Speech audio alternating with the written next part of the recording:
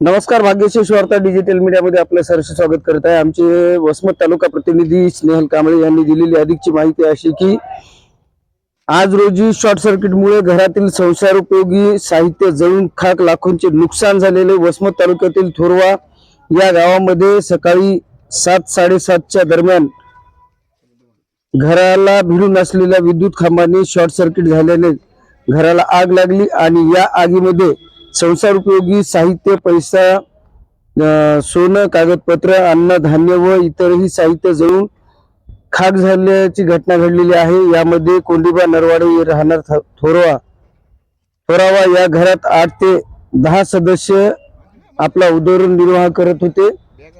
ग्रामस्थांनी धावाधाव करून आग विझवण्याचा प्रयत्न केला आणि अग्निशामक दलाचा पाचारण केले होते, परंतु अग्निशामक दल दाखल होण्यापूर्वीच होत्याचं नव्हतं झालं. संपूर्ण साहित्य जळून खाक झालं. आज घडीला 5 ते 6 लाखाचं नुकसान झालं आहे.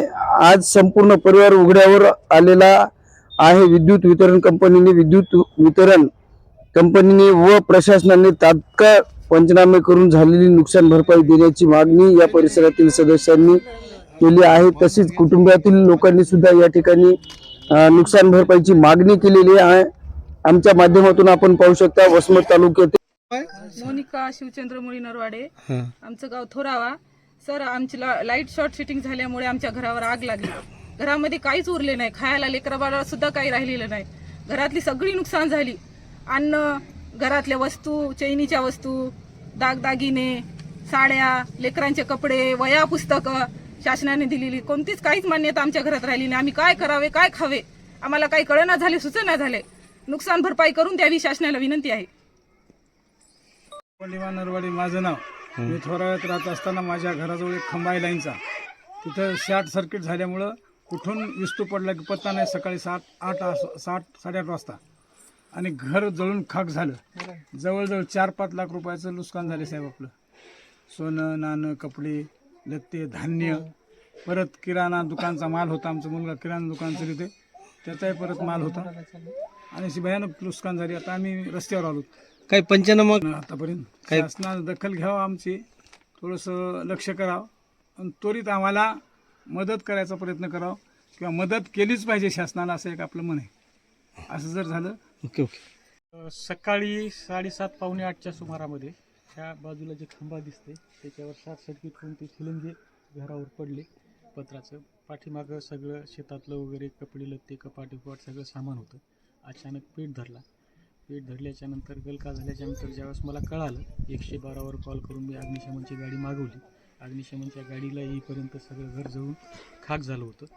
ग्रामीणचे पोलीस विभूती साहेबसुद्धा आले होते. त्यांनी भेट दिली, फोटो वगैरे काढून आग तोपर्यंत गावकऱ्यांनी विझवलेली होती, घेऊन गेले. ग्रामसेवकाला कळवलं, तलाठ्यांनासुद्धा कळवलं. ग्रामसेवक येऊन गेले. BDO साहेब थोड्या वेळाने येतील असं त्यांनी सांगितलं. आणि तलाठी साहेब आहेत ते निवडणुकीचा प्रोग्राम चालू आहे, मशीनचं सेटिंग वगैरे काहीतरी चालू नगरपालिकेच्या, तर तिथं सगळ्यांना ड्युट्या लागलेल्या आहेत. त्याच्यामुळे त्यांनी सांगितलं की आम्ही उद्या पंचनामा करतो म्हणून. एकंदरीत किती नुकसान असेल यांची? नुकसान यांचं जवळपास 5-7 लाखाच्या घरात झालं असेल. कारण एक सगळं इथं त्यांचं इथं शेतीतलं सगळं माल होतं. याला जबाबदार कोण असणार आहे? याला जबाबदार ही आपली लाईटची दुरवस्था. एक तर हे लाईटचे खांबे असे, लाईटीचे तारं ओढलेली, ते काय माणसं बरोबर ओढत नाहीत. लाईनमॅन, MSCB वाले लोक काय त्याच्यावर लक्ष देत नाहीत. कुठेही तारं लटकलेली असतात, एका खांब्यावर कितकाले तारं, त्याचे जंट उघडे असतात. आणि बघ, एखाद्या वेळेस अशी घटना घडली तर गोरगरीब शेतकऱ्याचं नुकसान होतं. काय सांगा? रुपयाचं अन्नधान्य जळालं, कपडे लत्ते जळाले, दागदागिने, कागदपत्र घरामध्ये काही शिल्लक राहिले नाही. घर तुम्ही परिस्थिती पाहता, 1 लाकूड सुद्धा शिल्लक राहिलं नाही, पत्र सुद्धा जळाले. किराणा दुकानचं त्यांचं सामान आणलेलं होतं थोडं, किराणा दुकानचं सामान सुद्धा त्याच्यामध्ये सगळं जळून खाक झालेलं आहे. आणि MSCBला कॉल केला होता, लाईनमनला केला, इंजिनियरला कळवलं.